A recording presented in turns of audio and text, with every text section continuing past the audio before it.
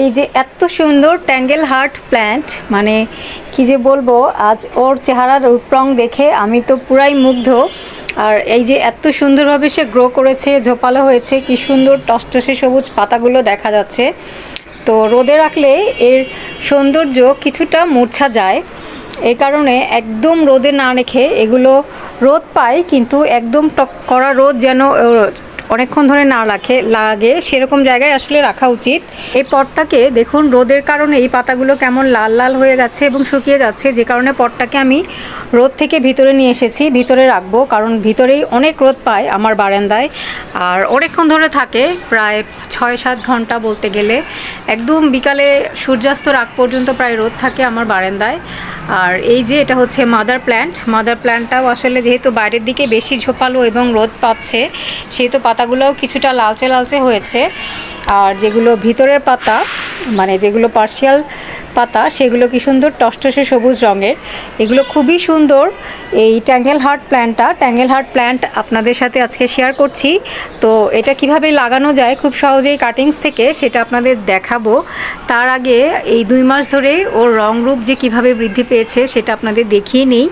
বিশেষ করে এই গাছটা, এই প্ল্যান্টটার বয়স 1 মাস, মানে এই পুরো গাছটা, প্ল্যান্টারটা 1 মাসের মধ্যেই এটা এত সুন্দর হয়েছে। জাস্ট কয়েকটা কাটিংস আমি এখানে লাগিয়ে দিয়েছিলাম, ব্যাস, আর কিছুই করতে হয়নি।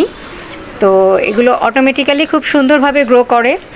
তো দেখাই যাচ্ছে যে কি সুন্দর। চলুন আপনাদেরকে এবার এর কাটিংসটা দেখাই। ট্যাঙ্গেল হার্ট গাছ আজকে আপনাদের প্রপাগেশন করে দেখাবো। এই যে পাত্রটা আজকে আমি রেডি করেছি, যেটা অলরেডি অনেক ঘন সুন্দর বুশি দেখাচ্ছে। তো চলুন আপনাদের দেখাই। পাত্রটার মধ্যে প্রথমে আমি পানি দিয়ে ভিজিয়ে নিলাম, তারপর লম্বা লম্বা ডাটাগুলোকে এর মধ্যে এভাবে বিছিয়ে দিতে হবে। উপরে মাটি দিয়ে বা চাপাচাপি কোনো কিছু করার দরকার নাই, জাস্ট শুধু গাছগুলোকে সুন্দরভাবে এভাবে প্লেস করে দিলেই হবে। আপনার কাছে যদি একটা মাত্র এরকম ডাটা থাকে বা লম্বা ডাল থাকে, তাহলে আপনি কেটে কেটে টুকরো করে লাগিয়ে দিতে পারেন। কিন্তু এটাতে অনেক মাটি দেওয়ার বা অনেক কিছু করার কোনোই দরকার নাই, জাস্ট সিম্পলি এভাবে এটা দিয়ে রাখলেই এটা রুট গজিয়ে যাবে। কারণ প্রতিটা পাতার নিচ থেকেই রুট আসলে ডেভেলপ করে। আর এই পাতাগুলো, ডালগুলো খুবই নরম হয়, কারণ পানি থাকে প্রচুর পরিমাণে পাতার ভিতরে এবং পাতার ঠিক ইমিডিয়েট নিচে, যে কারণে এতে পানিরও তেমন একটা দরকার হয় না। দরকার হয় প্রচুর পরিমাণে রোদ। যেহেতু এখন রোদ ঝলমল করে আমার বারান্দায়, দেখুন অলরেডি মাত্র এখন সকালবেলাতেই কি রোদ চলে এসেছে, মাত্র 8-9টা বাজে। তো এই কারণে এদেরকে আমি এখন প্রপাগেশন করে লাগিয়ে দিচ্ছি ব্যালকনিতে।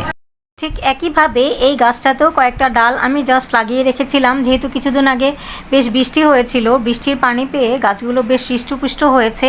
এবং তারপর এখন তো কড়া রোদ, প্রচণ্ড রোদের কোনো মানে আগামাথাই নাই, সত্যি কথা। তো এগুলো বাইরে ছিল, আমি খেয়ালই করিনি।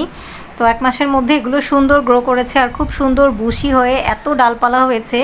এবং এগুলো কিন্তু অটোমেটিক্যালি নিচ থেকে প্রচুর ডালপালা হয়, আপনি প্রুনিং করেন বা না করেন প্রচুর ডাল অটোমেটিক গজাবে এবং তেমন কোনো যত্নেরই প্রয়োজন হয় না। আমি কিন্তু ওদেরকে কোনো খাবারই দেই না, বলতে গেলে বিনা খাবারেই এরা এত সুন্দর টসটসে রয়েছে। তবে পানি খেয়াল রাখতে হবে, পানি বেশি দেওয়া যাবে না, পানি খুবই কম দিতে হবে, কারণ গাছগুলো অটোমেটিক্যালি পাতাতে পানি বহন করে। এই গাছগুলো পানি কম দরকার, যতটুকু দরকার ততটুকুই শুধু দিতে হবে, মানে শুকিয়ে গেলে দিতে হবে। আর তা না হলে জাস্ট এগুলোকে আলোযুক্ত জায়গায়, রোদযুক্ত জায়গায় রাখলেই হবে। তবে এখনকার কড়কড়া রোদে কিন্তু এদেরকে সেভ করার জন্য আমি এই যে আজকে ওদেরকে ভিতরে নিয়ে আসলাম।